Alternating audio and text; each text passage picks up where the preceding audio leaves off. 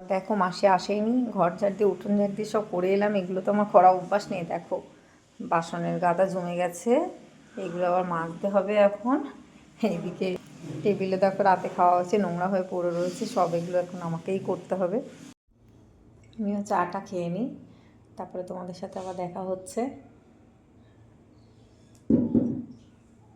বাসন মাজতে মাজতে চা বসিয়ে দিয়েছি।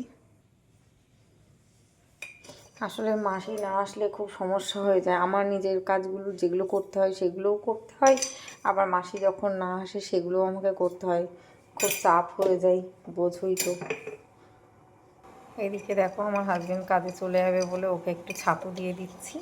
সকালবেলায় রান্না করা তো পসিবল হয়ে ওঠে না, আমার পক্ষে হয়ে ওঠে না সব দিকে। মানে যখন মাসি থাকে ব্যাপারটা আলাদা, মাসি যখন থাকে না তখন তো আমাকে নিজেরটা নিজেই সব, ওই জন্য পেরে দিই না ঠিক।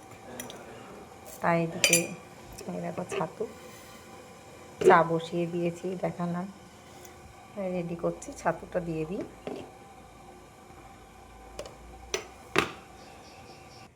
দেখো ছাতু আমার রেডি, এদিকে চা ফুটে গেছে, চাটা নামাবো। দেখো চা হয়ে গেছে। আমাদের আবার চা হলো ডাইনিং টেবিলে বসে খাই, তাই টেবিলটাও তাড়াহুড়ো করে মুছে নিলাম। দেখো